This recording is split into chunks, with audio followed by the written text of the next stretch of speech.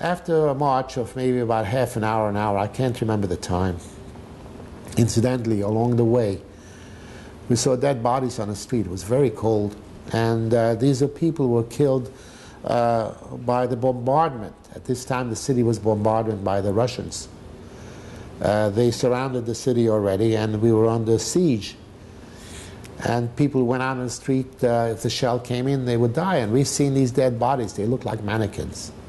I haven't seen dead people before.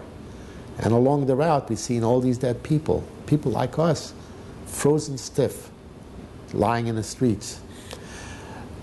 We arrived at the gate at the ghetto, and the walls, when you walked at the gate, you saw the pavers. The European streets were paved with paving blocks, and ripped up these paving blocks to build these walls. When we got to the gate, while we waited online, there were, if I recall, and this was a big wooden gate, there were tables on both sides, and they said they wanted us to open up all our suitcases. They would go through it.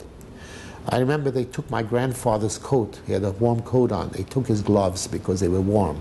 And they said, that's for the soldiers, that's for us. They took his glasses because the glasses had gold rims on them, or they assumed they were gold. Most glasses people had were gold rims. They took his glasses away, and all he had is a sweater on. It was bitter cold. And they went through the suitcase, and they took all the valuables, whatever they took. They shouldn't have taken valuables or things. I don't even remember what.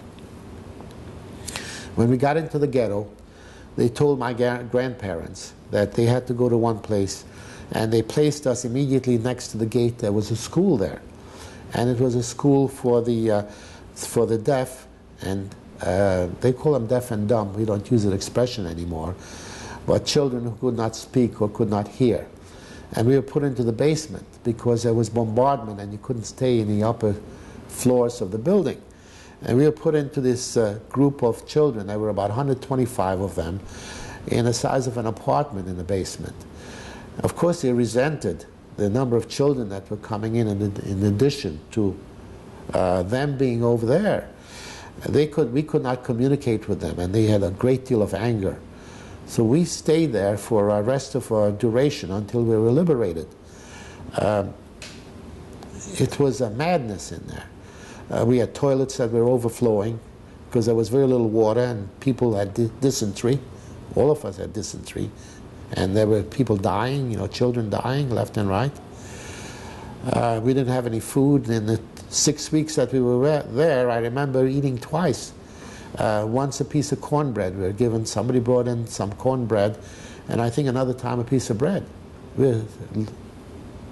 I never experienced that kind of starvation before. My brother almost died. All he did is, he was sleeping. I had to drag him to the toilet because he had dysentery and give him water, but he wasn't even awake anymore. When we were liberated, I had to carry him. And finally we were liberated, and I remember they told us we could look out, and I saw a man with a rifle, a Hungarian, and I asked him what's happening. He said, the Russians are here.